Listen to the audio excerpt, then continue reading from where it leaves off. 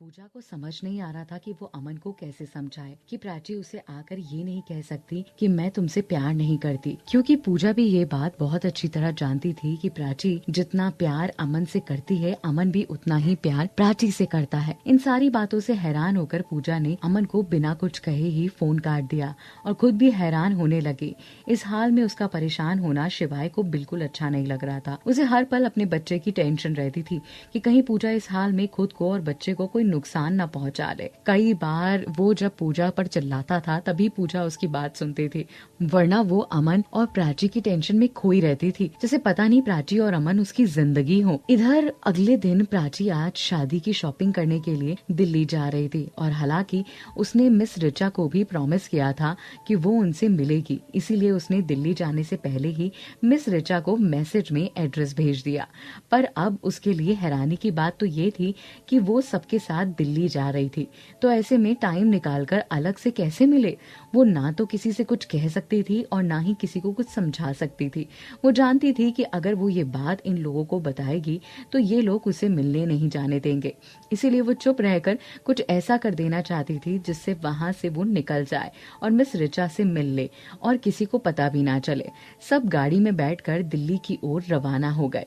शादी शॉपिंग में सब इतना खोए थे कि किसी को किसी का होश ही नहीं था कि कौन क्या कर ले रहा है। हाँ, लेकिन मधु और रूही प्राची की शादी का लहंगा डिसाइड करवा रहे थे। मधु ये बात जानती थी कि प्राची को मिस रिचा से मिलने जाना है और आज वो प्राची की मदद करना चाहती थी। ये बात प्राची को अजीब लग रही थी जब मधु ने रूही को बातों बातों में उलझाकर प्राची को किसी काम से मिलने के लिए जाने को कहा, तो प्राची भी हैरान रह गई कि मधु इस काम में उसकी मदद क्यों कर रही है। लेकिन इन सारी बातों से ध्यान हटाकर प्राची सीधा उस होटल में पहुंच गई जहां उसने मिस रिचा को आने के लिए कहा था।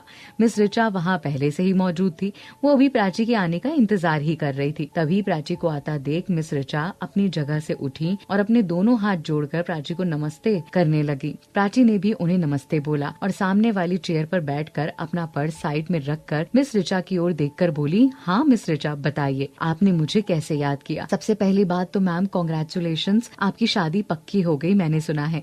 ये सुनकर प्राची मुस्कुराई और थैंक यू बोली। एक्चुअली मैम मुझे आपसे अमन सर को लेकर कुछ बात करनी थी, मिस रिचा ने प्राची से कहा। प्राची अमन का नाम सुनकर थोड़ा झल्ला सी गई। उसने मुंह सिकोड़ कर मिस रिचा की ओर देखकर कहा, हाँ बोलिए क्या बात करनी थी उनके बारे में आपको। मैम बाकी सब तो मैं नहीं जानती और जानती भी हूँ तो कहना नहीं चाहती, लेकिन हाँ आपको इतना बताना चाहती हूँ कि अमन सर पिछले कुछ दिनों से ना तो कंपनी आ रहे हैं और ना ही कंपनी का कोई काम हैंडल कर रहे हैं। वो ना ही कोई मीटिंग अटेंड कर रहे हैं और ना ही किसी क्लाइंट के साथ मिलते जुलते हैं और ना ही घर पर किसी से बात करते हैं। उन्होंने खुद को कुछ दिनों के लिए बंद करके रखा हुआ है और ना तो टाइम पर खाते हैं और ना पीते हैं और ना किसी की बात सुनते हैं। मिस रिचा ने ये बात बहुत ही उदासी के साथ कही तो ये सुनकर प्राची थोड़ा घबरा सी गई। वो अमन के इस हाल के बारे में सुनकर हैरान हुई और परेशान होकर कुछ बोलने लगी, तभी उसे कुछ याद आया और इसीलिए वो थोड़ा ऐंठ कर बोली, हाँ तो इसमें मैं क्या कर सकती हूँ। देखिए मैम मैं जानती हूँ कि आप और अमन सर के बीच में क्या क्या प्रॉब्लम आई है। आई नो एवरीथिंग, बट फिर भी मैं आपसे ये कह रही हूँ और मैं कह नहीं रही हूँ,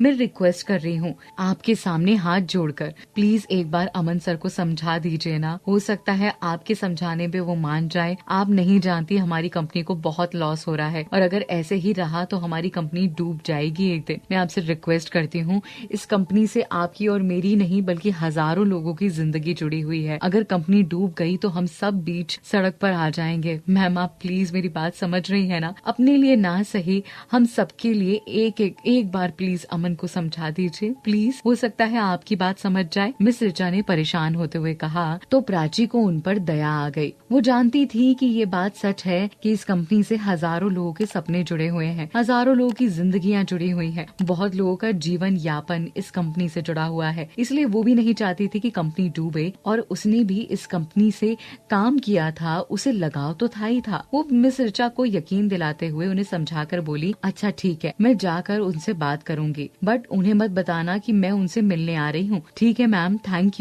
यू वेरी मच। आप नहीं जानती आपने मुझ पर कितना बड़ा एहसान किया है। प्लीज मिस रिचा ऐसे मत कहिए, मैं किसी और पे एहसान नहीं करती। अगर मेरे कुछ करने से किसी का कुछ अच्छा हो सकता है तो मुझे क्या प्रॉब्लम होगी। होगी। हाँ अच्छा मैं चलती हूँ, सब मेरा वेट कर रहे होंगे, किसी को भी नहीं पता मैं यहाँ हूँ। और इतना कहकर प्राची जल्दी जल्दी उठकर वहाँ से निकल गई। अब आगे क्या होगा जब प्राची वहाँ जाएगी, क्या होगा अमन का डिसीजन और उसका रिएक्शन, अगले एपिसोड में पता चलेगा। और ये एपिसोड कैसा लगा नीचे कमेंट करके जरूर बताइए।